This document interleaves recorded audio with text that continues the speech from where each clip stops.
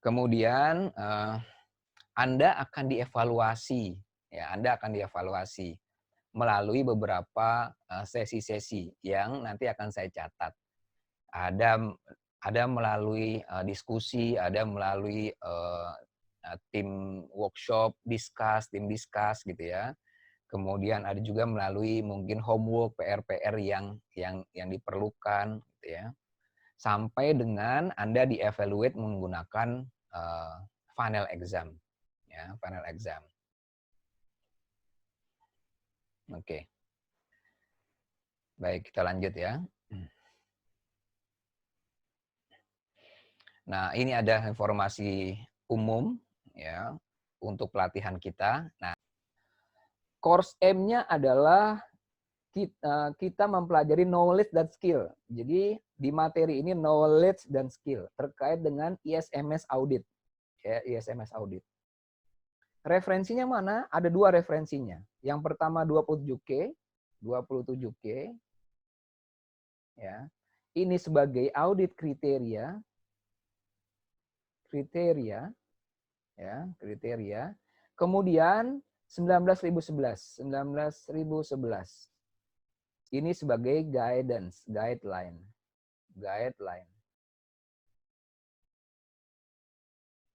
Itu dia. Oke. Untuk rekan-rekan yang bila ada berada di lingkungan certification bodies, tambahan satunya adalah ISO 17021-1. Ini untuk CBs, certification bodies. Kalau beberapa international standard yang kita gunakan, pertama 27K ya, sebagai audit kriteria, kemudian 19011 sebagai guidance audit. Tambahan lagi adalah 27.000 saja. Nah, ini juga boleh Bapak Ibu searching di internet untuk untuk ditambahkan. Sifatnya bukan audit kriteria, tapi sifatnya guidance juga. Ini tambahan guidance ya, atau guideline ya, tambahan. Oke. Lanjut, learning objective kita bagi 2. Berarti ada sisi knowledge dan sisi skill. Nah, selama 4 hari ini kita akan selenggarakan kedua sisi ini. Sisi knowledge terkait dengan bagaimana merencanakannya, bagaimana melakukan work dokumen, ya. Ada beberapa tim discuss, ada beberapa role playing yang mungkin bisa akan kita inikan, tergantung situasinya, ya. Oke, kemudian core structure. Oke, core structure. Rekan-rekan sekalian, yang di-share oleh admin apakah sudah dapat emailnya? Saya mau cek dulu. Sudah. Sudah, Pak. Sudah? Oke, baik. Ya. Bapak Ibu sudah bisa identifikasi modul yang sekarang saya share, modul? Ya. Ada? Sudah? Oh, Oke. Berarti itu sebagai ini ya, salah satu file penting itu modul ya. Oke. Yang kedua lagi adalah file penting berikutnya adalah reference. Nah, itu tolong diberikan ini saja, diberikan marking atau ini reference. Ya, reference. Ada ya? Di folder reference. Ya. Ada. Nah, reference ini adalah model answers. Jadi contoh jawaban pada saat apa? Pada saat kita workshop. Tapi selama kita 4 hari ini tidak digunakan. Gitu. Ini cuman buat self learning saja setelah Anda. Jadi kalau mau di ini lagi, cari reference di sana. Model answer, contoh jawaban di setiap workshop. Kita ada sekitar lebih dari 15 workshop, kita 20-an workshop ya, selama 4 hari. Walaupun nggak semua nanti kita selenggarakan. Tapi kalau mau tahu apa sih sebenarnya hasil workshopnya, apa ininya, nah lihat di reference. Baik. Yang ketiga, file-file yang penting ya. Karena filenya banyak, betul ya Pak Hadi? Filenya ada berapa tuh di sana tuh yang dikirim? Sebentar Pak, lagi cek juga. Berapa Mas Wisnu filenya yang dikirim? 16. Udah banyak Pak. Banyak sekali. Nah, nggak semuanya ya penting. Ya, kebanyakan suplemen dan additional. Jadi yang penting itu paling nggak pertama modul, kedua reference, ketiga case study. Case study-nya kalau nggak salah ada 4 atau 5 Case study ada berapa tuh, Mbak Syifa? Nah, Ada 6. Nah, itu yang ini yang penting. Modul, reference, case study. Kalau yang lainnya apa? Suplemen. Tambahan saja. Ya. Oke. Jadi kalau mau dipisah foldernya supaya nggak pusing nyari-nyarinya, monggo dipersilahkan. Nah, jadi sisakan itu. Modul, reference, case study yang 6 tadi. Nah, yang lainnya dipisah-pisahkan. Oke, informasi berikutnya, course structure kita selama 4 hari ini ada slide presentation, kemudian workshop, ya, kemudian ada evaluation, ada materi, ada evaluation. Evaluation-nya ada 2. Pertama, personal continuous assessment yang daily. Dari mana saya dapatkan? Saya catat dari diskusi kita, ya. Tapi jangan khawatir kalau salah-salah diskusi nggak menjadi jelek, ya. Tapi kalau bagus saya ambil. Kalau salah-salah saya nggak ini, ya. Terus berikutnya dari mana lagi? Dari PR Bapak Ibu, ya. PR rekan-rekan yang disubmit setiap hari. Kalaupun agak telat-telat nggak apa-apa. Minimal sampai hari keempat semua homework dan PR sudah disubmit, ya. PR tersebut. Ingat, PR itu bukan hanya untuk menilai, tapi PR itu bermanfaat untuk Anda menghadapi exam. Ya, PR itu menghadapi exam. Ya. Terus kemudian yang terakhir ada final exam. Lamanya final exam 2 jam. 2 jam. Kemudian minimum PES-nya 70% atau minimum PES-nya 63. Jadi kalau udah dapat 63, lulus. Kalau nggak dapat, resit. Ngulang. Boleh ngulang sekali aja tapinya. Sekali dalam rentang waktu 12 bulan. Boleh minggu depannya lagi, boleh bulan depan, atau boleh bulan 11 setelah final exam yang kita lakukan. Ya. Maksimal berapa bulan? 12 bulan. Iya. 12 bulan. 12 bulan. Ya, gitu.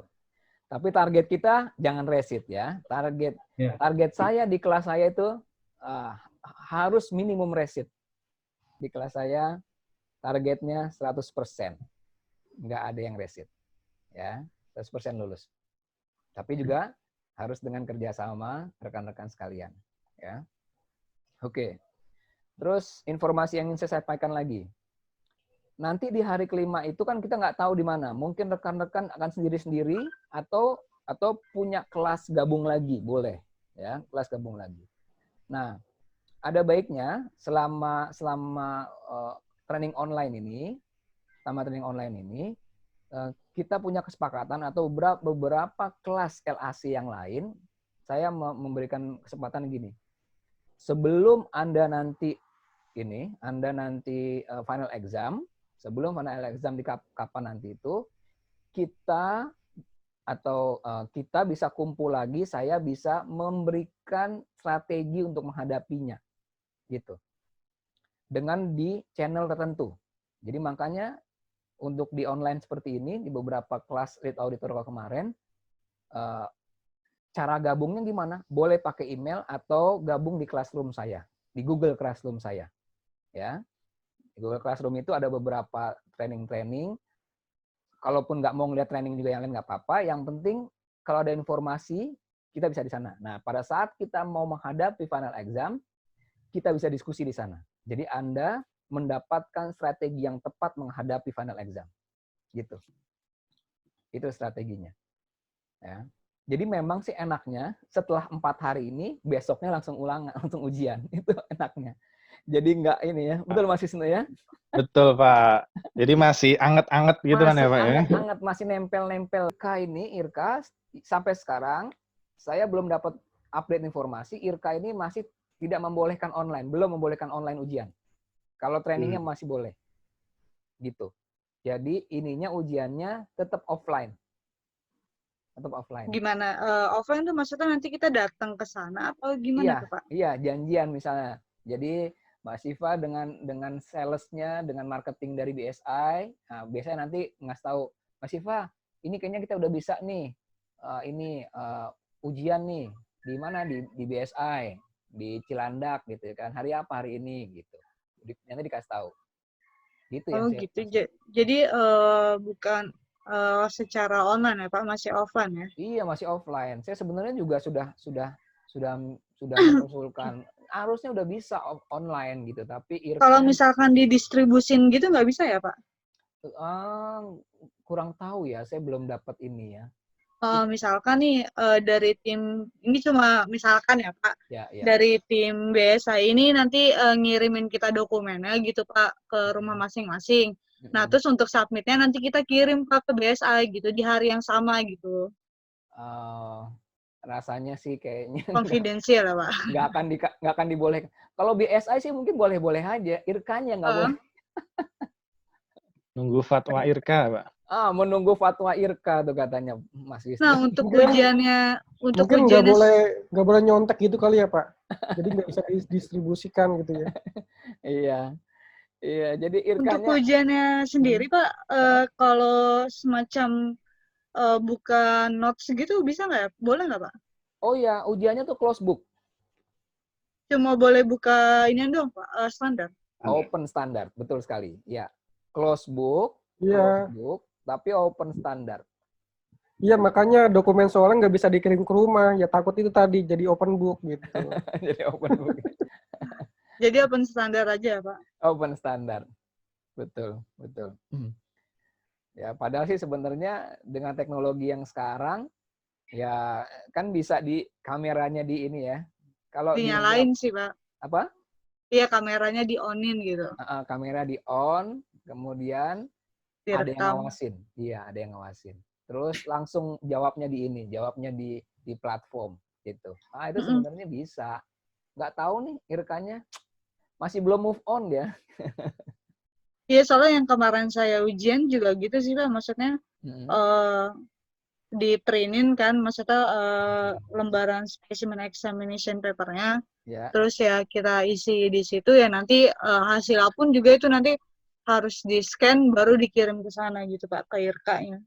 Oh, oke. Ya, boleh.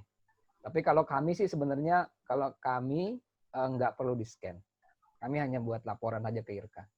Oh, buat laporan aja gitu Pak. Gitu. Ya. Oh, jadi yang menilai dari fasilitatornya, Pak, ya? Atau tim lainnya yang sesama BSI juga ya? Yang menilai itu 2 orang. Yang pertama adalah tutor, yang kedua second marker. Saya nggak tahu nanti disebar kemana oleh admin. Oh ya. Gitu. Siap. Ya, kalau bisa nanti ujiannya di satu hari yang sama bareng-bareng semua ya Pak, biar nggak misah-misah. Iya sih sebenarnya biar gitu. Terus juga memang yang penting sih bukan ujiannya kalau saya sih ya. Jadi yang Apa tuh, penting Pak? adalah Pemahaman pembekalan aja. strategi Ya. untuk ujian. Itu sebenarnya penting. Betul. Jadi kenapa peserta saya itu minim yang resit? Karena saya selalu menyiapkan strategi yang tepat untuk mereka sebelum ujian. Gitu. Jadi kalaupun capeknya tuh worth it. Nah, kira-kira begitu yang kita inginkan. Capeknya itu worth it. Ya. Siap. Mungkin sekarang masih anget, tapi udah seminggu, 2 minggu, ada urusan, meeting, Zoom ini, Zoom itu. Lupa lagi. akhirnya Zoom palitan katanya Pak ya. Iya. Ya, nah, itu strateginya. Baik, satu lagi tadi untung Mbak Siva ingatkan. Tambahan satu lagi, suplemen yang Anda anggap penting ada yang namanya spesimen. Coba cari file namanya spesimen. Ya, sudah buka Pak semalam. Ya, itu adalah contoh ininya ya. Contoh Model ujian. model ya. Itu disisihkan. Jadi yang lain boleh dikeluarkan di other folder. Nah, yang penting-penting tuh modul reference case study sama spesimen. Ya. Oke. Baik. Iya. Lanjut ya. Course methodology. Metodenya apa? Interaktif. Silakan tanyakan langsung di situ. Kemudian delegate center. Upayakan kasusnya Anda pernah ngalamin gitu. Jadi kalau saya kan hanya ungkapkan yang umum, ya, yang umum gitu. Tapi mungkin di Pak Fahmi ada kasus khusus terkait dengan klausul itu, monggo. Di tempat Mas Wisnu, pernah kejadian klien begitu. Ayo kita sama-sama ini. Itu metodologi yang saya harapkan. kolaboratif, bukan hanya saya yang menginformasikan, rekan-rekan juga bisa men-share knowledge-nya. Activity based, minimal kita nggak bisa langsung diskusi secara ini ya. Minimal nanti kalaupun mau kita bikin diskusi, saya bikin breakout room kalau memungkinkan. Kalau enggak, sifatnya diskusi yang ini. Realistic case study kita menggunakan case study yang dibuat itu ada berapa tadi, 5 atau 6 file ya. 6 file yang dibuat sedemikian rupa memang merujuk kepada common industry. Industrinya common industry. Kemudian jangan bilang bahwa case study yang dibuat ada manual, ada SOP ini, itu bagus. Enggak, itu penuh dibuat banyak kesalahan. Jadi nanti di hari keempat rekan-rekan diminta untuk mengaudit itu, mencari apa ininya, apa non-conformity-nya gitu. Walaupun kelihatannya kayaknya bagus ya, ini dicontek buat inian, jangan ya, hati-hati. Memang ada beberapa item yang baik, bagus, efektif, tapi penuh dengan non-conformity. Itu yang akan kita gunakan. Ya, course methodology. Baik, lanjut yang berikutnya. First, second, third parties audit. 27K ini diperuntukkan bukan hanya untuk satu tipe audit, tapi untuk semua tipe audit. Ya. Apa itu tipenya? Pertama namanya first parties. Orang mengenalnya internal audit. ISO bilangnya first parties audit. Gitu. Ya, first parties audit. 27K dari mana disuruhnya first parties? 27K minta requirement dari klausul 9.2. Ya, Pusdikpan harus menerapkan internal audit. Dari mana? Semenjak Pusdikpan menerapkan 27K, Pusdikpan wajib menerapkan 9.2. Gitu. Ya, wajib menerapkan 9.2. Karena itu wajib menerapkan internal audit. Ya, internal audit. Berikutnya, yang kedua adalah second parties audit. Umum mengenal dengan external provider audit. Customer mengaudit supplier. Customer mengaudit supplier. Gitu. Ya. Pelanggan mengaudit pemasok. Pembeli mengaudit penjual. Ya. Apakah kita sebagai supplier atau kita sebagai customer? Tipenya namanya second parties. 27K isyaratnya dari mana? Dari A15, supplier relationship. Di annex 15. Walaupun tidak secara spesifik bentuknya audit, tapi pengawasan. Ya, pengawasan. Saya tambahkan lagi. Di ISO yang lain, ISO 9001, ada klausul namanya klausul 8.4. Permintaannya apa? Control, ensure, process, activity, services on external provider. Dalam bentuk definisikan sendiri kontrolnya. Dia minta apa? Control it. Control it. Loh, kan nggak ada kalimat audit it. Iya, kontrolnya Anda define. Salah satu define-nya adalah, mendefinisikannya, mengkontrol itu adalah secara berkala untuk supplier tertentu kami audit. Nah, itu masuk ke sana sebenarnya ininya. Ya, requirement-nya. Boleh tanya, Pak? Ya, silakan. Ya, terkait dengan yang klausul 84 ya, di ISO 27 kan nggak ada ya? Ya. Oh, jadi Nggak ada. hanya, oh ya, baik Pak. Itu aja, terima kasih. Ya. Jadi di ISO 27K itu klausul 84 nggak ada. Ya. Tapi implisitnya klausul 81 gitu.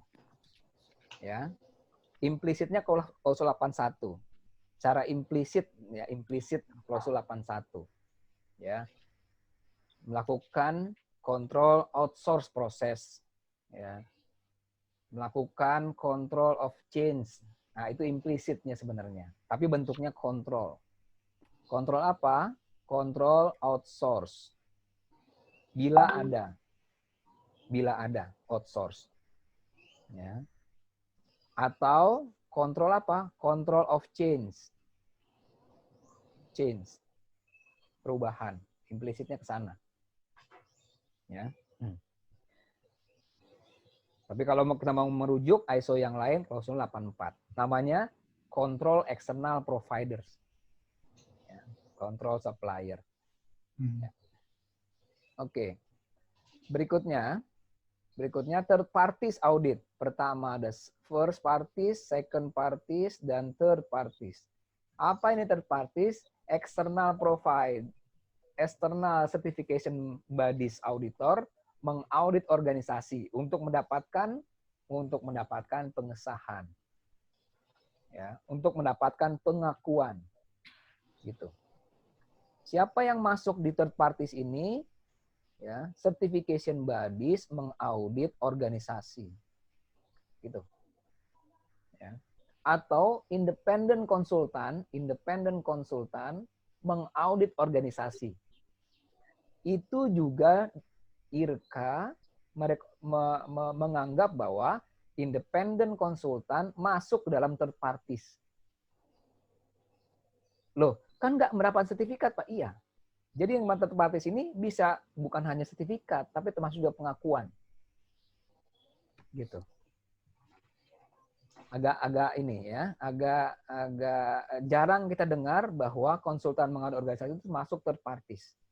Termasuk juga regulator mengaudit organisasi. Gitu. Itu juga dapat dianggap sebagai apa? Third parties audit. Dapat dianggap third parties audit. Ya. Itu dia. Third parties audit. Nah, bedanya konsultan dan regulators itu tidak mengeluarkan sertifikat. Certification bodies mengeluarkan sertifikat. Tujuannya sama, memberikan pengakuan, ya. Oke. Memberikan penilaian. Baik, lanjut. Difference between first second parties. Nah, hal apa yang membedakan antara ini? Kita masuk activity, ya, masuk activity. Nah, tadi aktiviti pertama ini ya, perkenalan. Keduanya adalah differences. Open discuss saja. Apa yang membedakan yang paling rekan-rekan anggap berbeda antara first internal audit, audit supplier, dan audit badan sertifikasi? Apa saja? Monggo silakan. Open discuss. Open discuss. Pertama kayaknya purpose-nya dulu sih, Pak. Tujuannya. Objektifnya. Ya. Objektif, betul sekali. Objektifnya. Oke. Kalau first parties, objektifnya apa ya? Ya, mungkin first parties itu kan internal audit ya, untuk improve dari sisi internalnya gitu. Oke. Sebelum dia diaudit oleh second party atau third party. Boleh. Oke. Terus kalau second parties, apa objektifnya? Second party mungkin bisa lebih ke compliance kan. Kayak tadi Bapak bilang, saya sebagai customer, saya pengen punya nih supplier yang sesuai standar. Ya, makanya saya melakukan audit second party. Gitu kan. Oke. Boleh.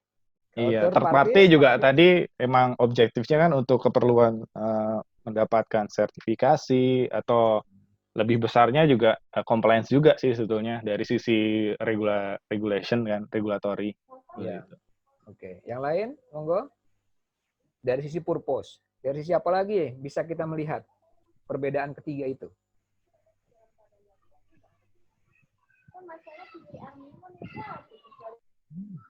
Kalau dari sisi pendekatan, ada bedanya nggak ya?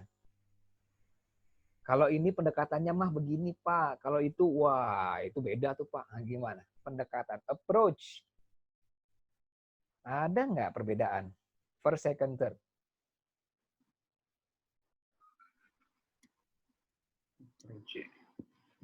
Atau dari sisi durasi, monggo. dari sisi durasi.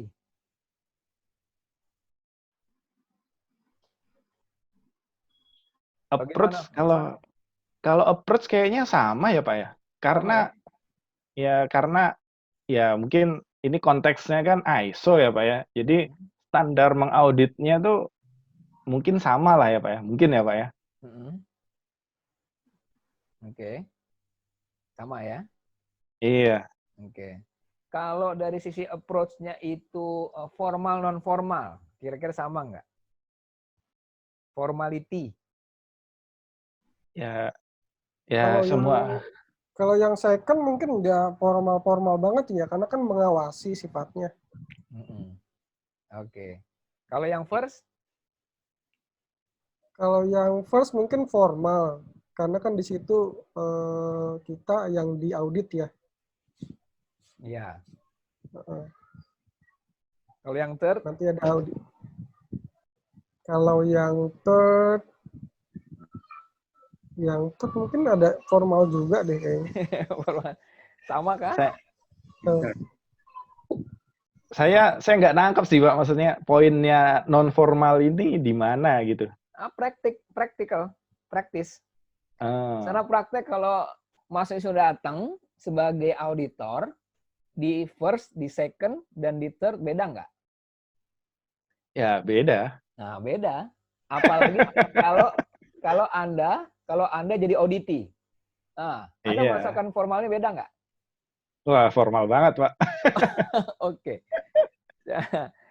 Nah, kalau Anda auditi di first, second, third terkait dengan formality, apa rasanya? Ya, kalau deg-degan, terus agak serius kan, takutnya nanti ditanya nggak sesuai sama standarnya kan gitu. Kalau iya apa? Kalau yang first. Kalau yang first, oke. Jadi kalau yang first formal ya? Formal. Kalau yang second? Kalau yang second sih menurut saya tadi kan terkait dengan supplier ya, artinya mungkin kita ngasih kuesioner seperti itu aja sih, nggak sifatnya yang harus nanyain dokumen, maksudnya ada pegangan kayak checklistan banyak, kemudian kita tanya satu-satu gitu, kayaknya nggak. Supplier nggak mau digituin deh kayaknya. Kalau menurut saya semuanya itu formal, Pak. Semuanya formal. Ya, karena menurut saya kalau first party itu apalagi kan internal audit ya, dimana kalau misalkan perusahaan kita ingin melakukan certified itu pastinya di dalam struktur organisasinya sendiri itu ada bagian tersendiri mengenai internal audit kan Pak. Yep. Nah kalau dari sisi formal itu pasti formal Pak. Kan di bagian internal pun untuk menjadi internal audit itu kan biasanya kita di training juga ya Pak, bagaimana caranya melakukan internal audit. Ya menurut saya itu formal dan merupakan itu hal yang tidak bisa dipisahkan juga. Kemudian kalau second party, ya contohnya kita mengaudit vendor ya Pak. Menurut saya mengaudit vendor itu memang penting juga gitu Pak. Kita tidak bisa melewati hal ini juga. Apalagi kalau misalkan perusahaan kita itu menggunakan banyak vendor ya Pak. Kita jangan menganggap kalau vendor itu tidak konfidensial. Biasanya kan kalau kita mau melakukan kerjasama dengan vendor itu yang kita selalu pegang itu NDA, kemudian SLA, itu biasanya yang kita pegang. Nah, audit vendor pun kita perlu lakukan karena kita akan melakukan evaluasi, apalagi biasanya ketika si external auditor itu pasti mereka suka menanyakan apakah perusahaan kita sudah melakukan eksternal melakukan audit vendor gitu Pak. Beberapa ya berdasarkan maksudnya yang sebelum pengalaman yaitu ketika kita melakukan sertifikat salah satu hal yang kita lakukan itu juga audit vendor Pak. Audit vendor itu juga bisa jadi kayak semacam security. Kalau misalkan security itu kita menggunakan dari eksternal bukan internal, nah itu kita juga bisa melakukan audit security gitu. Contoh simpelnya sih kita bisa melakukan itu Pak. Nah kalau yang third party sendiri ini saya masih agak kurang paham gitu Pak, maksudnya certification or statutory itu maksudnya gimana Pak? Itu saya masih agak kurang ini sih Pak terkait yang third party itu. Third parties? Itu contoh spesifiknya gimana Pak kalau yang third party? Third parties, jadi maksudnya diaudit oleh pihak ketiga, termasuk regulator itu maksudnya. Termasuk Heeh. Ada berarti kayak lembaga sertifikat ya, kayak contohnya BSI gitu ya, Pak? Itu namanya CB, bisa dari CB. Bisa Oh, dari Oke, CB pribadi. atau bisa dari ini pemerintah, kementerian gitu. Iya. Biasanya ini terkait dengan penilaian reformasi birokrasi, Pak. Kita Boleh, biasanya diaudit betul. oleh Menpan RB. Ya, betul. oh, Beberapa organisasi e-commerce, beberapa organisasi fintech, beberapa organisasi e-tax itu auditnya bukan hanya CB, tapi juga dari kementerian gitu. Iya. Contoh kalau e-tax itu, tax pajak itu dari mana? DJP, Dirjen Pajak.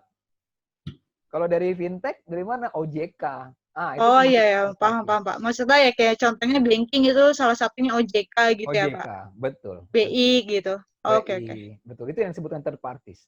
Oke, Pak. Tapi OJK dan BI nggak setiap audit mereka memberikan sertifikat, enggak, gitu. Ya. Nggak setiap itu, ya, itu. Dia cuma datang, assess, ya udah, oke, lanjut, boleh terus bisnisnya, gitu aja. Oh ini nggak Iya. boleh, saya cabut izinnya, kan gitu. Kalau CB, ya, Anda confirm dan Anda efektif, Anda dapat sertifikat, ya, itu yang diinikan. Oke, nah pertanyaan saya, ada nggak yang less and more formal dibanding ketiga itu? Yang less dan yang more formal. First, third, second. Ya, sebetulnya kalau dari feeling sih yang less formal sih dari internal audit ya, Pak ya. Iya. Karena mungkin, oh itu teman saya nih, kayak gitu. Iya. Tapi yang mungkin lebih formal ya itu tadi dari third party audit. Iya. Karena kan impact-nya mungkin ke kelanjutan bisnis lah, surat peringatan lah, seperti itu. Iya, betul. Jadi Kalau dari rasa ya Pak ya, dari rasa-rasanya. Iya, betul sekali. Jadi prakteknya memang kita akan merasakan less and more formal. Prakteknya begitu. Ya. Bahkan untuk first audit berbeda organisasi bisa juga less dan bisa more gitu.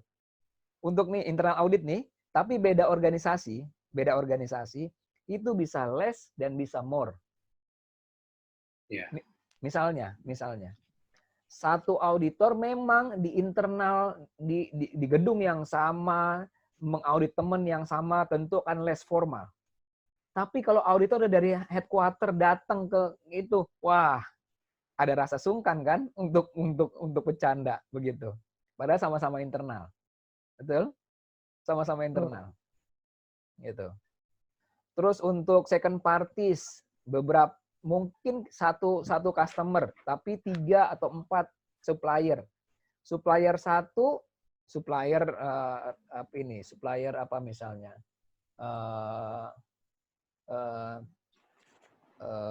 Reguler atau frequently, ya. Sifatnya consumable, banyak opsi. Mungkin dia akan menganggap penting banget gitu ya. Wah, mau diaudit oleh 8 misalnya. Wah, ini harus persiapan.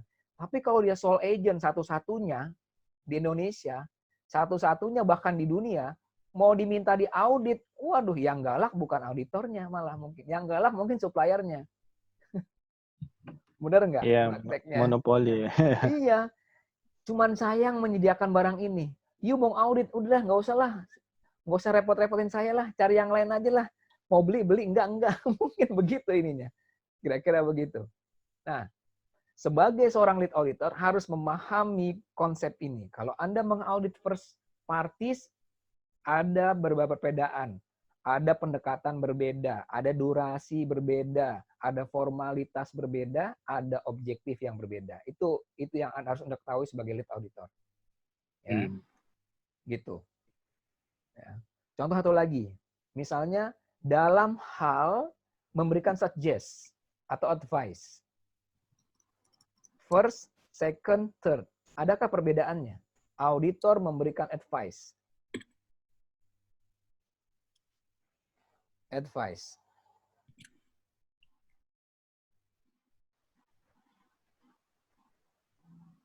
Ada sih Pak, harusnya Pak. Ada Pak.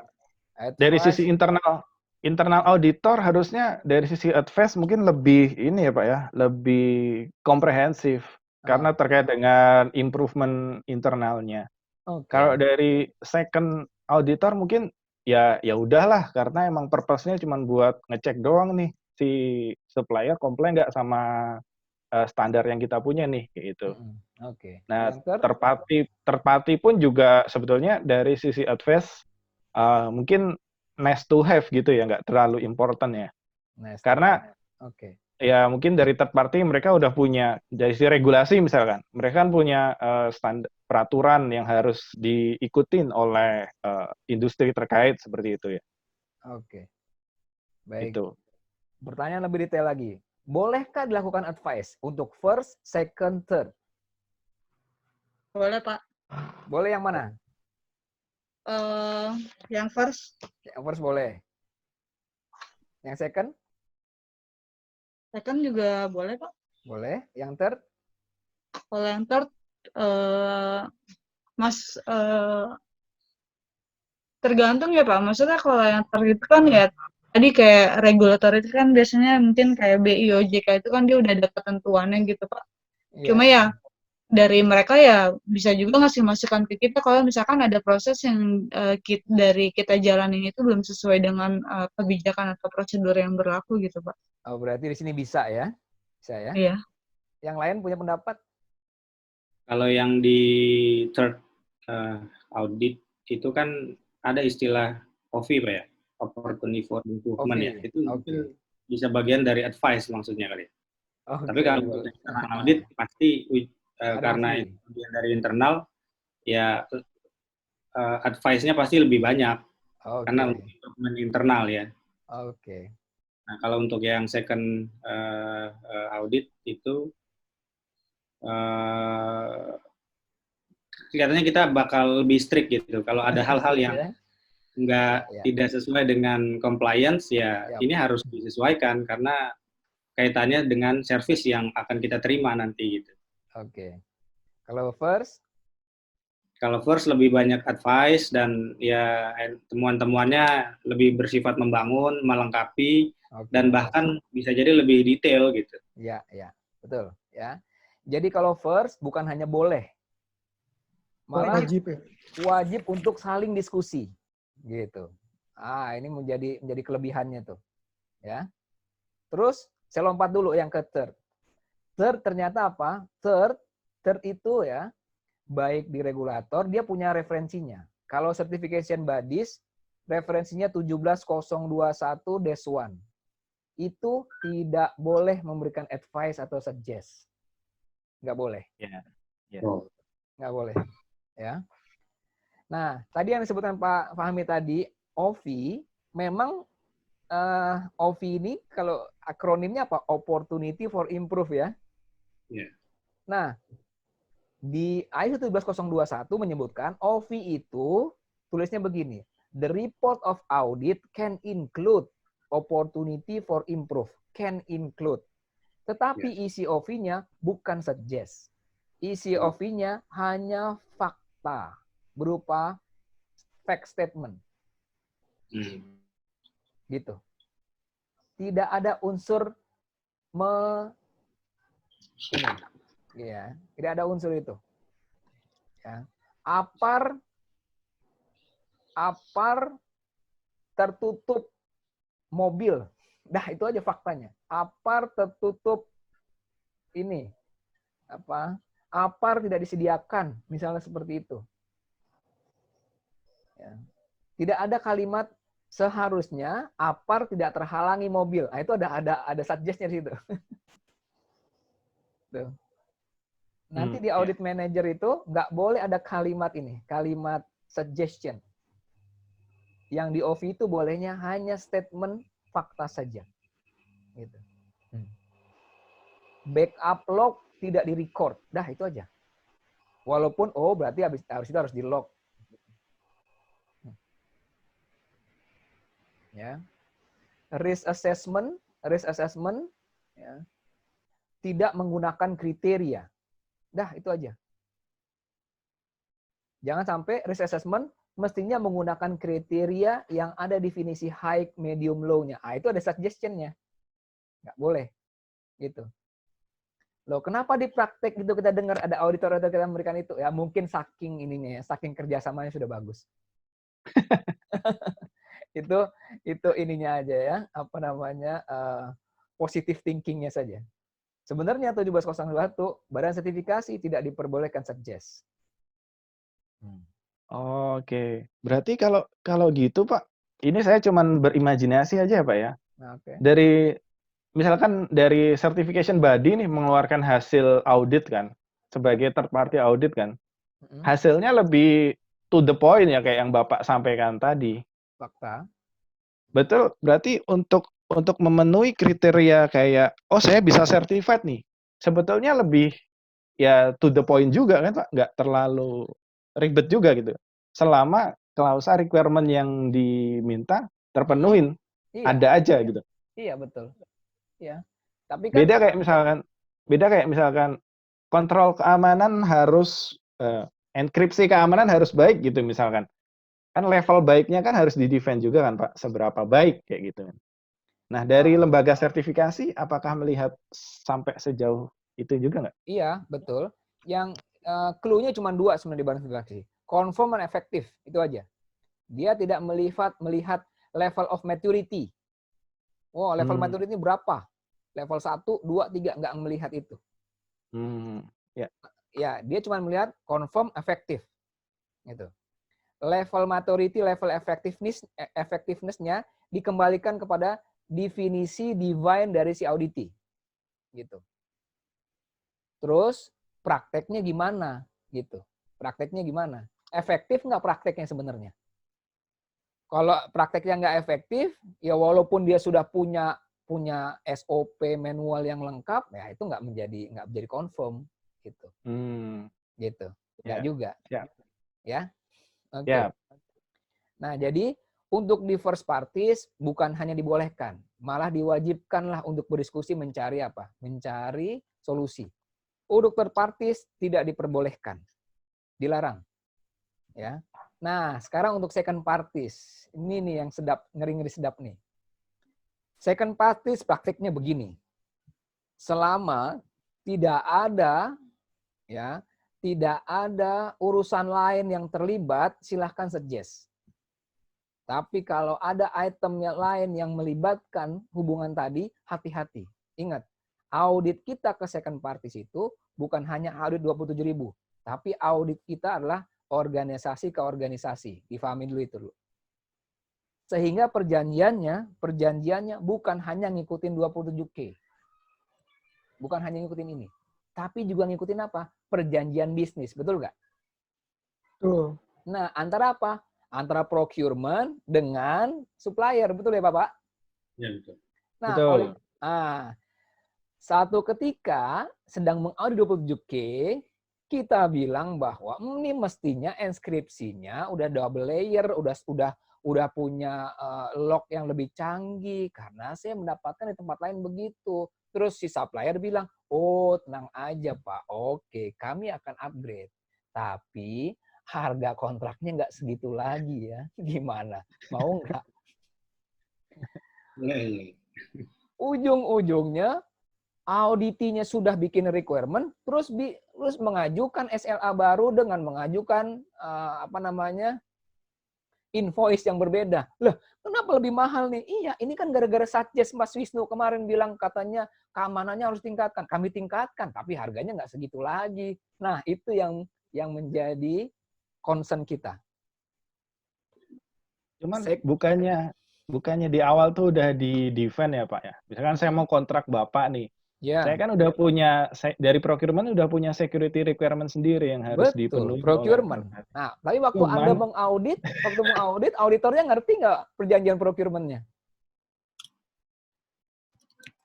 Ya, harusnya ada Pak, hitam di atas putihnya Pak.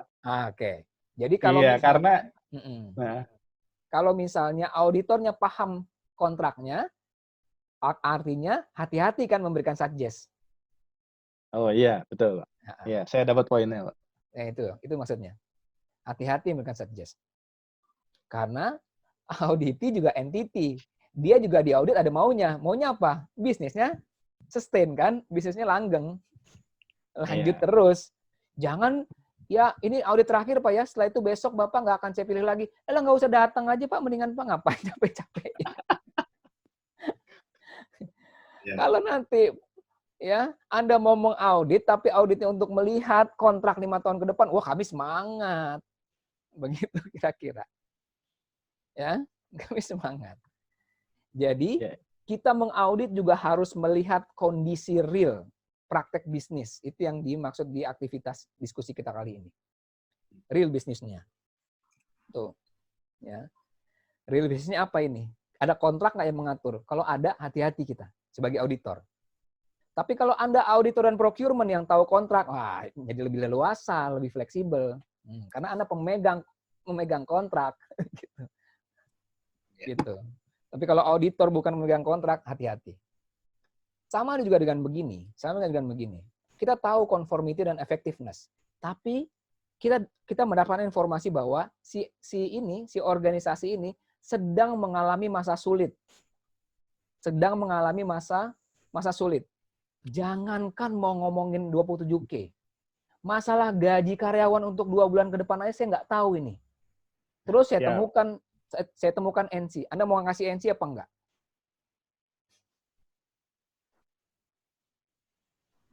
Ada levelnya mau ngasih NC banyak atau mau ngasih NC yang dia bisa ini kan, tapi dengan sertifikatnya dia bisa tetap sustain ininya.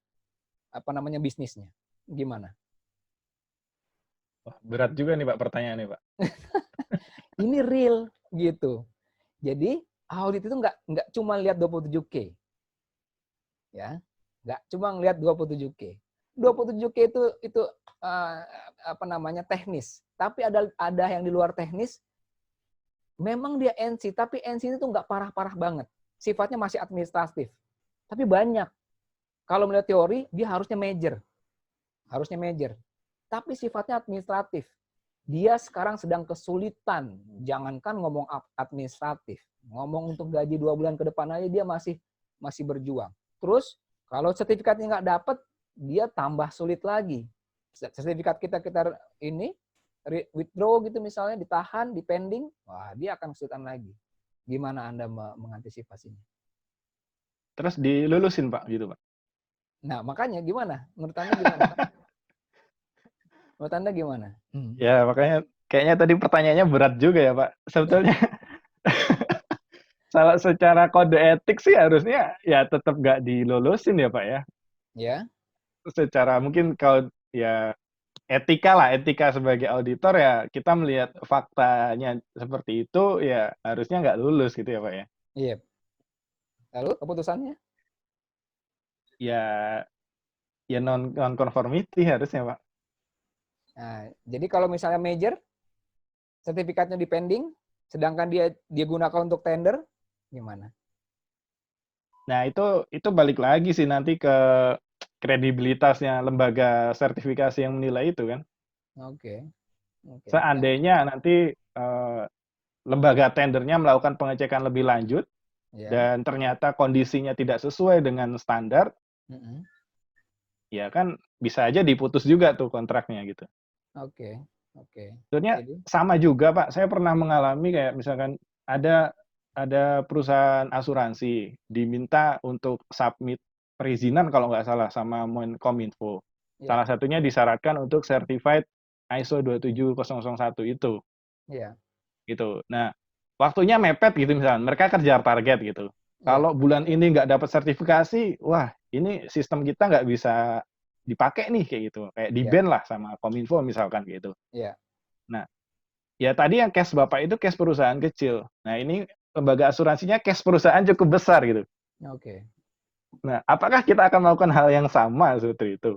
Kayak, oh ini ada non-conformity kecil-kecil gitu. Tapi kalau di total jadi major, terus kita tetap lolosin dia gitu untuk dapat sertifikasi. Gitu. Kan sebetulnya case-nya sama ya Pak ya? Sebenarnya berbeda ya. Berbeda. Oh beda ya?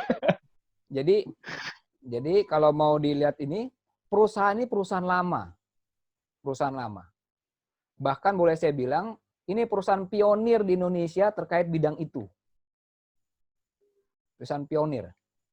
Tapi perusahaan itu di-hijack karyawannya oleh mantan karyawan yang jadi kompetitor. Gitu. Ya, di-hijack tuh. Ini perusahaan pionir. Perusahaan ini sudah lebih dari hampir 40 tahun di Indonesia dan sekarang dalam masa akan bangkrut.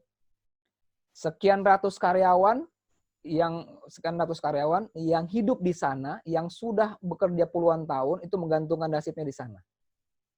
Terus kita mendapatkan NC-NC yang sifatnya administratif belaka. Nah, dibandingkan di-compare sama yang tadi tuh, yang belum apa-apa mau mengajukan tender, pengen goal. Nah, gimana Anda melihatnya?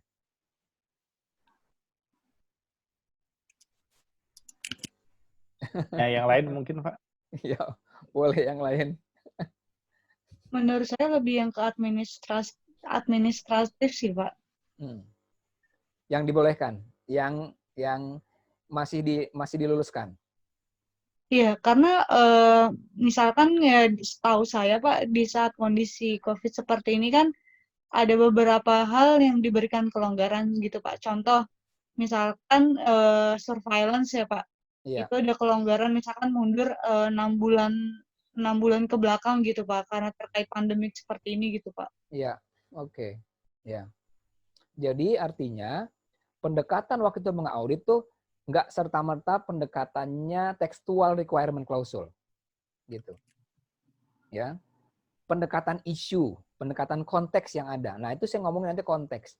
Jadi memang mau tidak mau konteks dia sedang mengalami kemunduran. Ya, salah satunya apa? Dia harus menyelenggarakan bisnisnya terus-menerus. Dan salah satu supportingnya adalah si sertifikat itu. Nah, kalau kita saklek saja memberikan, ini NC harusnya kita pending dulu atau kita withdraw, kita tarik gitu ya, tentu dia tidak akan menjadi nilai tambah buat dia. Tapi kalau kita buatkan non-conformity, buatkan tenggang waktu yang cukup, gitu. Agar dia buatkan agreement yang pas, agar dia bisa menyelesaikan kedua-duanya. Dan itu yang saya lakukan. Waktunya sebenarnya 1 bulan bisa close ini. Bisa close. Tapi saya berikan waktu sampai 3 bulan. Gitu. Major aja bisa sampai segitu. Apalagi minor kecil. Kita anggaplah itu major. Terus kemudian dia harus memberikan tahapan-tahapan yang jelas. Ya. Agreement-nya jelas. Ya. Di laporan dituliskan. Di laporan saya tuliskan juga. Di laporan kita tuliskan bagaimana kondisinya, bagaimana bahwa extend waktu itu diberlakukan, dan itu boleh, Nah itu boleh. Okay.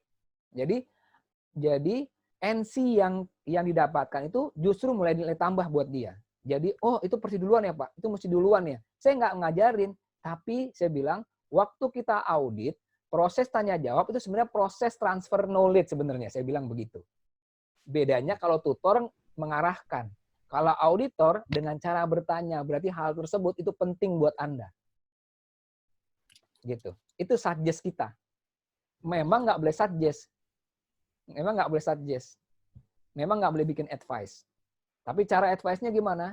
Kita sampaikan, Bapak Ibu, kalau ada suatu hal yang kita deep di situ, yang kita detail di situ, berarti itu penting buat bisnis Anda. Dan Anda harus catat. Jadi kira-kira saya sebenarnya sedang mentransfer knowledge untuk Anda. Itu caranya suggest.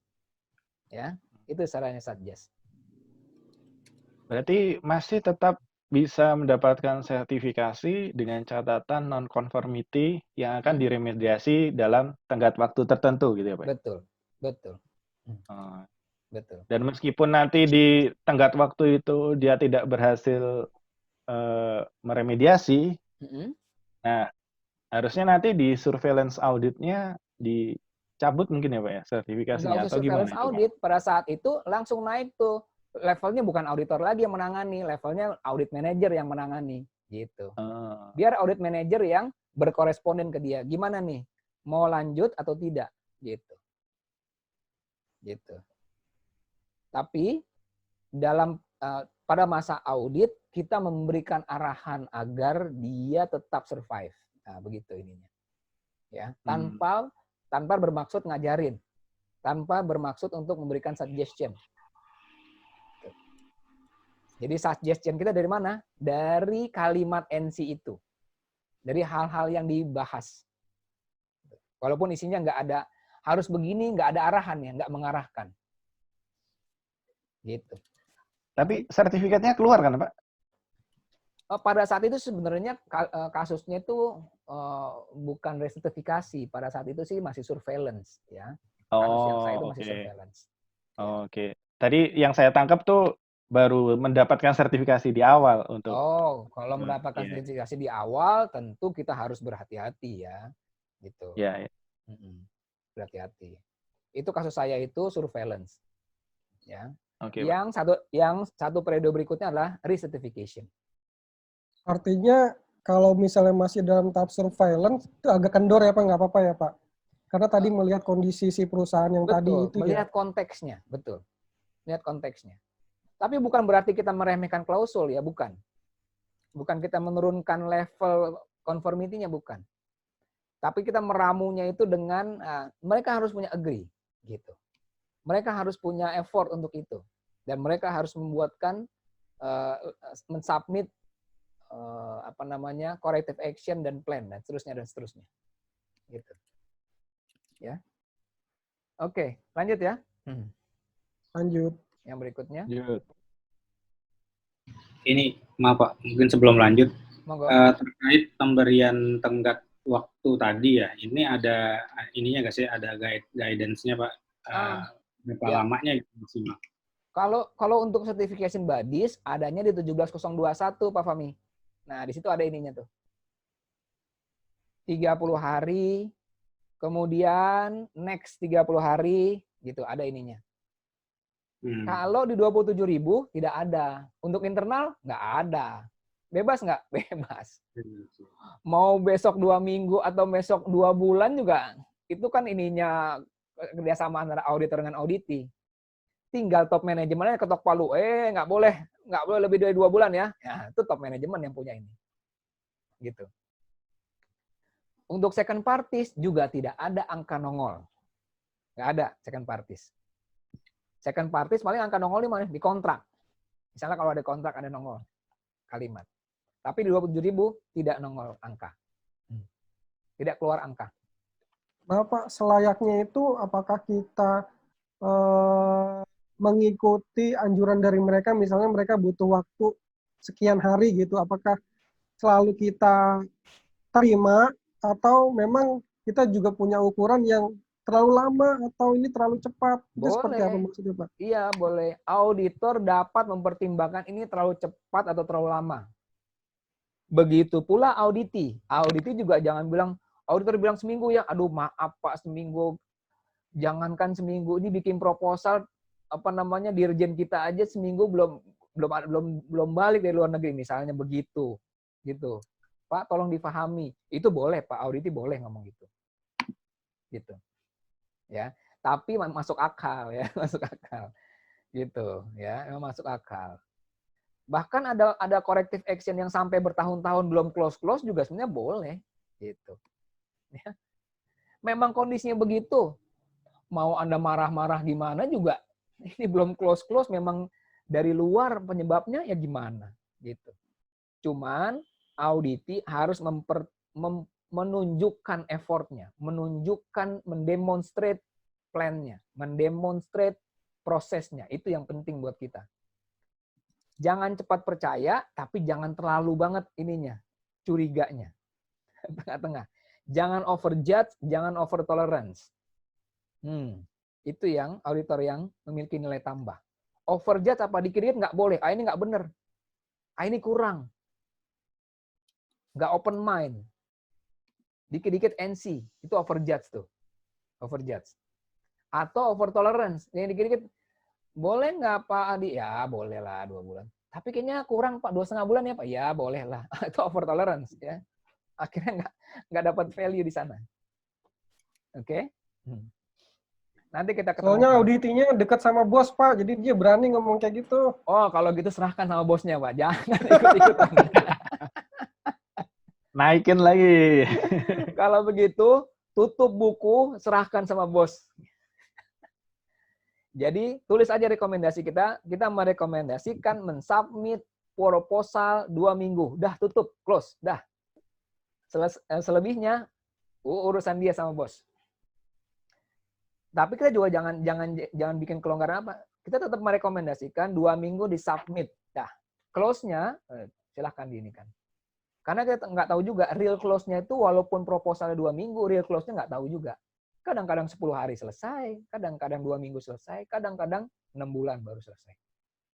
Gitu. Ya. Minimal effort demonstrate prosesnya. Oke, lanjut ya. Nah, ini beberapa halaman yang sebenarnya nice to know lah ya.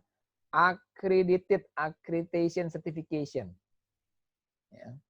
Jadi, organisasi yang mendapatkan sertifikat saat ini juga mesti mempertimbangkan apakah yang memberikan sertifikat itu terakreditasi atau tidak. Gitu. Kenapa? Karena ini menyangkut resiko bisnis yang lebih besar. Gitu. Maksudnya apa? 8 diaudit oleh siapa? Kalau boleh tahu CB-nya siapa ya, Pak? BSI. Oh, BSI. Oke. BSI. Nah, 8 sebenarnya harus tahu. BSI ini waktu mengaudit 8, auditnya itu udah benar-benar bagus belum? Auditnya sudah memiliki nilai tambah belum? Add value belum? Atau auditnya jangan-jangan sudah oke-oke aja nih, karena sudah dekat sekali dengan bosnya tadi, misalnya begitu. Ya, bagaimana cara tahu apakah BSI juga diaudit? Gitu. Apakah BSI juga diaudit? Oleh siapa yang mau audit BSI? Itu yang namanya skema akreditasi.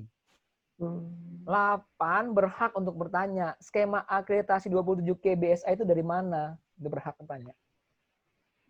Oh, kami dari kan, selama Pak. ini belum nanya sih, Pak. Oh, berarti sudah saking percayanya mungkin, Pak. Ya, gitu. Dari mana? Oh, dari kan. Oh, dari kan. Apalagi? Oh, kami ada, Pak, selain kan dari UCAS. Oh, oke. Tapi selain UCAS, kami punya juga ANAP, Pak, dari Amerika. Oh, tambah kuat lah, tambah yakin lah kita ini pakai BSI. Kira-kira begitu. Oh, kami cuma pakai kan doang, Pak. Oh, O-nya tuh, oh ya, gitu. Tapi kalau selain kan, ada UCAS dan ada ANAP, Pak. Oh, beda lagi O-nya. Gitu. Karena apa? Skema akreditasi ini meyakinkan CBSI benar-benar menjalankan dengan dengan baik. Gitu. Auditnya bukan hanya audit menyelenggarakan audit NC, no NC, ini major, minor, bukan itu. Tapi termasuk juga memiliki nilai tambah. Itu sebenarnya yang ingin kita dapatkan. Tuh. Jadi kalau ada dapat finding-finding kecil-kecil, semestinya audit itu agak ngeluh. Aduh, ini mah kurang greget gitu NC-nya. Ada yang lebih tajam lagi nggak, Pak? Kira-kira begitu. Kenapa begitu? Karena audit sekarang sebenarnya ada sih, masih banyak audit yang bilang dapat NC itu menjadi apa ya? Menjadi aib. Tapi sebenarnya NC yang kita mau dapatkan tuh harus mestinya NC yang benar-benar memiliki nilai tambah. Itu yang sebenarnya ingin di-share di manajemen sistem sekarang. Nggak salah juga sih auditingnya. Kenapa? Karena mindset rezimnya begitu. Kalau ada departemen dapat NC, saya kasih SP. Akhirnya takut semua sama NC. Padahal sebenarnya kalau saya ketemu top manajemen begitu, saya bilang, Pak, Anda salah. Pak, sebaiknya jangan begitu. Gitu. Kenapa? Justru Anda sebenarnya nggak dapat benefit apa-apa dari manajemen sistem. Kalau semuanya dibikin hanya untuk mengurangi NC. Gitu. Malah bagus kalau misalnya auditornya di-challenge, Pak, kalau bisa, kalau benar-benar ada, tolong kami dikasih NC yang benar-benar ini, gitu. Tapi juga jangan mengada-ada. Ya. Kalau nggak ada, berarti memang saat itu secara sampling sudah confirm dan efektif. Itu ininya secara sampling. Ya, itu dia. Terus UCAS ANAPCAN dari mana ininya? Itu yang disebutkan skema akreditasi. UCAS ANAPCAN ini juga nggak sendirian. Dia disupport oleh yang namanya International Accreditation Forum yang namanya IAF. Jadi 8 itu diaudit sebenarnya oleh BSI, oleh ANAP, dan oleh IAF. Gitulah skemanya sebenarnya. Kenapa? Karena ANAP mengaudit BSI, BSI mengaudit 8, itu ada panduan dari mana? Dari IAF panduannya. Gitu. Itu yang disebut dengan skema akreditasi. Terus auditornya mendapatkan sertifikat yang cukup. Contohnya IRCA atau RAB QSA. Ini dikenal di Amerika Selatan dan sekitarnya. Ya. Gitu. Oke, apakah ada yang non-accreditation? Ada. Beberapa negara, beberapa badan sertifikasi yang mungkin belum bisa menerapkan akreditasi, mungkin nggak bisa menyampaikan itu. Boleh nggak? ISO bilang boleh. Tapi dengan apa? Dengan tingkat resiko yang Anda perhitungkan sendiri. Gitu. Ya. Jadi, ada badan sertifikasi yang direkomendasikan untuk memberikan sertifikasi oleh ISO, tapi dia tidak memiliki akreditasi. Ada. Tuh. Dengan skemanya sendiri. Ya tergantung si organisasinya. Dengan purpose-nya sendiri. Ya. Di Indonesia ada? Ada. Ada. Bahkan termasuk konsultasinya, termasuk sertifikatnya, nggak pakai lama dah, nggak pakai lama, nggak pakai pusing. Iya Mas Wisnu ya. Hah? Besok jadi ya Pak ya? Besok jadi. Waduh, bisa di custom. Di custom. Soalnya bisa di custom soalnya. Iya, soalnya ya. Oh, ini kan nggak ada pakai soal-soal Pak, kan audit enggak, aja. Pak. Enggak ya. Yang penting sertifikatnya keluar ya Pak ya? Keluar, yang penting ada yang begitu. Nah, ya ini kan yang disebut dengan, bolehlah dibilang ambigu apa enggak ya, tapi purpose-nya ISO sih sebenarnya bukan menghambat orang mendapatkan sertifikat. Gitu. Entah, saya juga nggak tahu bagaimana ISO diyakinkan untuk bisa si badan itu, si sertifikat bodies itu bekerja sama dengan ISO. Saya kurang tahu ya. Gitu. Mungkin mereka ada penilaiannya. Gitu. Misalnya PT ABC memberikan sertifikat ke PT XYZ, tapi dia nggak punya akreditasi ke atas lagi. Ada yang begitu. Dan dia boleh ngasih sertifikat ISO. Resmi, ISO-nya resmi. Gitu. Ya. Dengan 1 dan 2 pertimbangan, saya kurang tahu. Ya. Lanjut. Yang berikutnya adalah audit proses. Ya, audit proses. Audit proses adalah intinya adalah di tengah di sini. Intinya adalah mengevaluasi. Mengevaluasi. Ya. Apa yang dievaluasi? Intent, niat, intention. Kalau mengevaluasi intent, biasanya nanyanya ke siapa ya? Kalau Anda sebagai auditor, saya sebagai auditi PT XYZ, untuk mengetahui intention saya mendapatkan sertifikat, Anda harus mengaudit ke siapa? Top manajemen. Top manajemen. Terkait dengan apa? Niat, visi, misi, goals, apalah namanya itu. Strategic objektif. Kalau di pemerintahan apa istilahnya Pak? Rencana Renstra, rencana strategis. Renstra, oke. Renstra, ya. Oke. Nah, itu yang disebut dengan mengevaluasi intention. Ya, mengevaluasi intention. Kedua, mengevaluasi apa? Mengevaluasi conformity, kesesuaiannya. Conformity. Kesesuaiannya. Level pertama, mengevaluasi intentionnya, niatnya, visinya, strateginya. Kalau dia bilang, nggak ada, saya juga disuruh Pak Hadi kemarin, Pak, kita bikin 27, iya terserah Anda dah, saya setujui. Jadi kalau begitu kita udah tahu waktu mengaudit conformity, dia nggak usah galak-galak banget. Orang rencana aja nggak ada, yang penting dapat sertifikat. Gitu ya. Tapi kalau misalnya kita dapat statement dari si dari top manajemen bahwa kami punya rencana menerapkan bisnis ini sampai Asia Tenggara di 2025. Wah, mantap sekali. Menjadi satu-satunya organisasi di Asia Tenggara yang menerapkan bisnis ini tapi dengan tingkat information security yang tinggi. Wah, kalau begitu Anda sebagai auditor juga harus siap-siap. Nanyanya jangan remeh-temeh. Tapi kalau dia bilang, ini cuma pemanasan aja Pak, untuk ini ISO ini nggak, orang tender juga nggak ada, orang kita order juga dari pemerintah, misalnya begitu. Kalau begitu ya jangan galak-galak amat, disesuaikan lah kira-kira ini. Gitu, ya.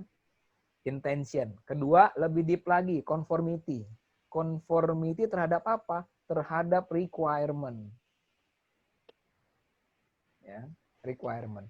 Requirement dari mana? Dari 3 sumber. 8 itu, confirm itu, sumbernya 3. 3 persyaratan. Kira-kira ada yang tahu? Satu adalah dari requirement dari peraturan. Oke. Apalah yang itu disebut dengan statutory and regulatory. Gitu ya. Statutory and regulatory. Atau disebut dengan requirement from interested parties. Anda boleh catat ini. Itu yang nomor 2. Requirement from statutory, regulatory. Dari siapa pihaknya? Dari interest parties. Apa istilahnya tuh? Istilahnya umumnya adalah dari stakeholder. Stakeholder 8 apa aja ya Pak? Stakeholder 8.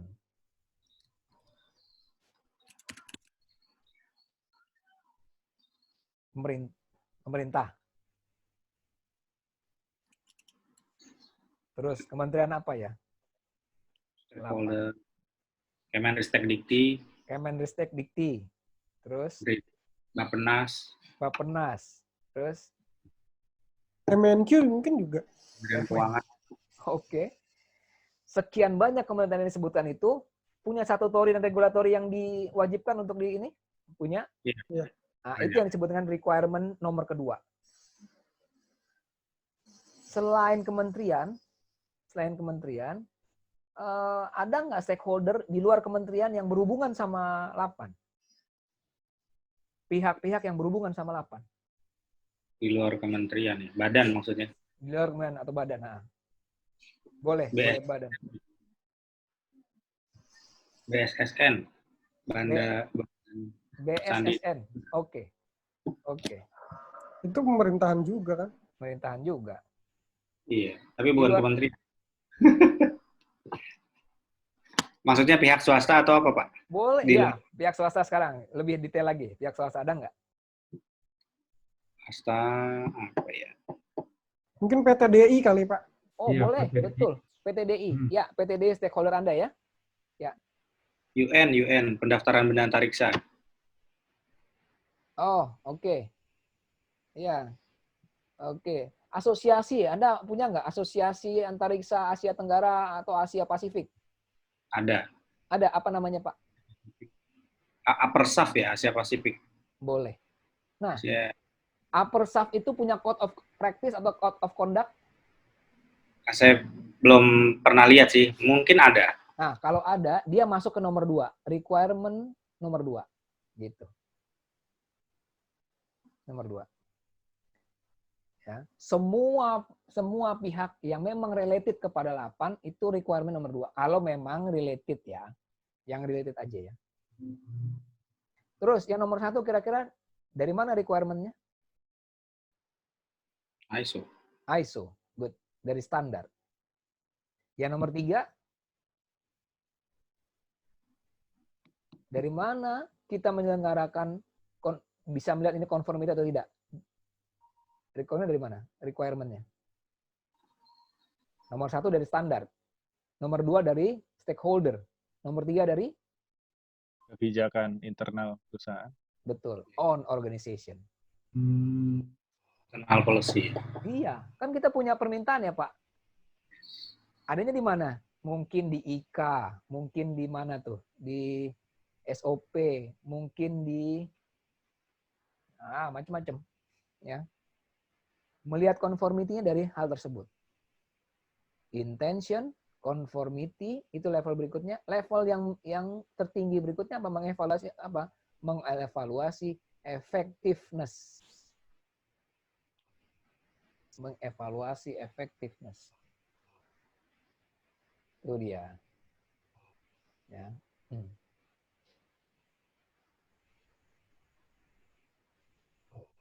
Oke, paham ya? Yang dievaluasi itu. Ini kerangka berpikir bahwa mendapatkan bahwa dia oke atau tidak.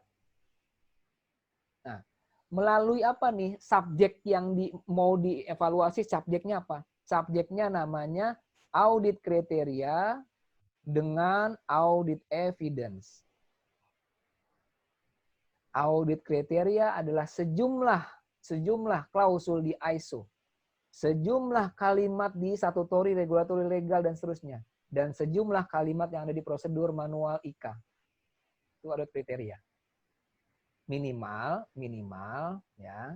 Kalau yang statutory, regulatory ini nggak spesifik, kalimat-kalimatnya itu saja. Nggak harus semua keseluruhan pasal di legal itu.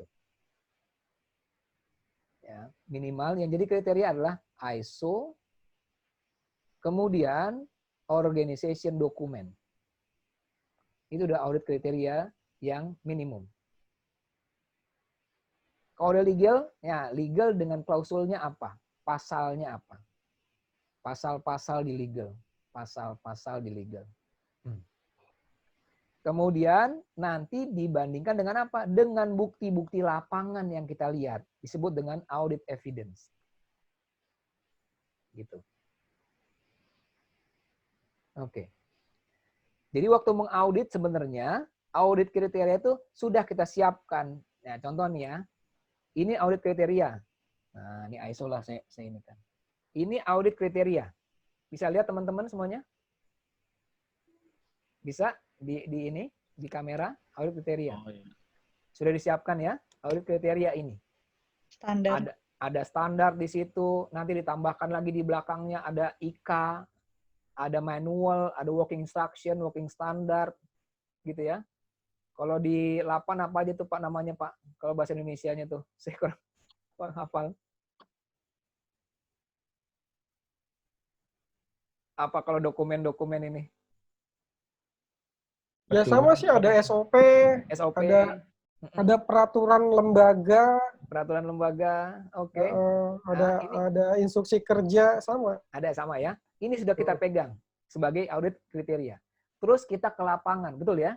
Kita ketemu sama auditi, tanya jawab, lihat sini, lihat sana, lihat dokumen, keliling-keliling. Akhirnya saya menemukan bukti, barang bukti. Contoh ini yang saya pegang, warnanya hitam. Oke? Yang di sebelah kiri saya inilah audit kriteria. Sebelah kanan saya adalah audit evidence. Tugas saya mengaudit apa? Mencocokkan, mengevaluasi antara evidence, barang bukti dengan kriteria. Barang bukti warnanya apa nih? Hitam. Di kriteria kita baca warnanya putih. Confirm, non-confirm. Non-confirm. Nah, begitu aja sebenarnya mudahnya. Tugas kita menyiapkan dulu di awal audit kriteria yang ingin dipakai, kemudian waktu mengaudit mencari barbuk. Tugas kita mencari barbuk barang bukti. Tuh, ya. Dengan apa? Dengan interview, dengan dokumen review, dan observation. Lihat ke lapangan langsung. Cari barang buktinya. Bisa barang, bisa statement, bisa foto, bisa video, bisa aktivitas yang saya lihat. Loh, kenapa begitu tuh? Katanya harus di-tap ininya, pintunya. Kenapa dia bisa buka? Nggak terkunci. Semua item itu disebut dengan bukti-bukti. Barang bukti. Sama lah kalau kita lihat ini ya, di pengadilan itu, dari mana dia menentukan bahwa dia bersalah atau tidak? Dari barang bukti yang ada. Tugas Anda mengumpulkan barang bukti. Ya, tugas Anda mengumpulkan barang bukti. Hasil evaluasi audit kriteria dan audit evidence, barang bukti, ya, dilakukan evaluation, kemudian menghasilkan sebuah output yang namanya audit finding. Ya, audit finding. Kita nggak ngomongin NC, kita belum ngomongin NC. Pokoknya finding. Sebuah fakta yang kita temukan dan sudah dievaluasi dengan kriteria, itu namanya finding, temuan. Ini temuan. Temuan. Kalau begitu temuannya bisa NC? Ya, temuan itu dibagi dua. Bisa NC, satu lagi bisa non-confirm, satu lagi bisa confirm. Betul. Jangan lupa, audit finding itu bukan hanya NC. C pun, confirm pun adalah temuan. Audit finding C dikenal dengan good finding atau positive finding. Audit finding NC disebut dengan negative finding atau worst finding. Oke?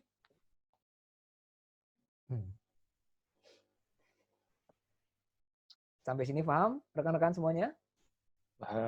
Paham ya? Baik, lanjut. Audit proses. Ini nggak kita mainkan, nggak kita lakukan karena sebenarnya ini Bapak Ibu rekan-rekan disebarkan kartu, kemudian disuruh menyusun. Proses audit itu dimulai dari mana, gitu sebenarnya. Ya, udahlah nggak usah lakukan ya. Nyebar kartu juga susah. Ada yang di Tangerang, ada yang di sana. Pak, mau nanya? Boleh. Lalu apa bedanya mengenai terkait audit program dan audit plan, Pak? Audit program dan audit plan itu bagian dari audit proses. Spesifiknya kalau audit program itu seperti apa, Pak? Annual activity. Yang berisi bukan hanya schedule, tapi atribut lain yang mendukung program audit. Annual activity. Iya. Tapi kalau audit plan, spesifik. Spesifik. Ya. Kayak schedule gitu ya? Iya, audit plan lebih pada schedule. Siapa, di mana, jam berapa lama. Itu audit plan. Oke. Kalau audit program, berupa segenap aktivitas. Kapan, terus perlu apa, perlu infrastruktur apa, terus kompetensinya bagaimana, lebih lengkap terkait dengan atribut audit. Oke.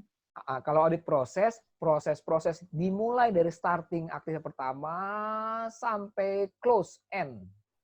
Aktivitas ke end. Sampai selesai. Gitu. Singkat cerita saja deh, singkat cerita. Sebenarnya rekan-rekan diminta untuk apa? Untuk menyusun sehingga mendapatkan sebuah urutan yang namanya conducting audit activities. Adanya di mana nih? Di ISO 19011. Urutan itu sebenarnya yang diinginkan. Kebaca nggak ya? Coba, kalau dideketin, Pak. Gue deketin ya. Oke, Bapak Ibu, kayaknya sudah terdengar azan nih. Kita break dulu ya. Boleh. Kita break dulu. Tapi saya mau ada pertanyaan satu sih, Pak. Boleh, silakan. Terkait tadi kan audit findings itu ada 2 ya jenisnya. Ya. Non-conformity dan conformity. Nah, contohnya yang conformity itu yang seperti apa, Pak? Kalau Ya, di lapangannya. Misalnya, perusahaan ini sudah menetapkan kebijakan ISMS-nya dengan baik. Apa buktinya? Buktinya dokumen IMS Policy PT 8 2019 Revisi 2. Tuh. Atau program awareness sudah dilakukan. Program awareness terkait dengan ISMS sudah dilakukan. Pertama, setiap tahun awal Januari, kemudian setiap karyawan masuk, dan yang ketiga setiap 3 bulan ada broadcasting terkait dengan IMS security. Apa buktinya? Dokumen A, dokumen B, foto A, foto B. Itu laporan conformity. Artinya sudah sesuai dengan kriteria maksudnya ya, Pak ya? Kenapa dibilang finding juga gitu? Tetap finding. Temuan bagus. Oh, temuan bagus. Temuan bagus. Ya, di pikiran saya itu temuan itu selalu yang negatif, Pak. Gitu. Ini harus dirubah nih. Ini rezim lama. Ini rezim lama yang harus dirubah nih. Rezim lama bilang bahwa semua finding itu yang negatif-negatif. Enggak, Pak. Yang disebut finding itu 17021 itu bilang termasuk yang bagus, termasuk yang jelek, termasuk juga yang bagus. Untuk apa? Untuk benchmarking, untuk continual improvement di bagian lain, untuk bisa menjadi studi banding. Begitu manfaatnya. Iya, maksud kami kadang kami sebagai auditor itu lebih menekankan kepada menginformasikan non-conformity-nya aja gitu, Pak. Padahal Ya. kita juga menemukan conformity tapi nggak kita jelasin gitu maksudnya. Iya. Laporan kami seperti laporan di BSI, Pak. Laporan di BSI kan disebutkan itu. Terkait dengan policy sudah ada ini. Policy ini. Terkait dengan kompetensi sudah ada ini gitu. Oke. Kita istirahat dulu.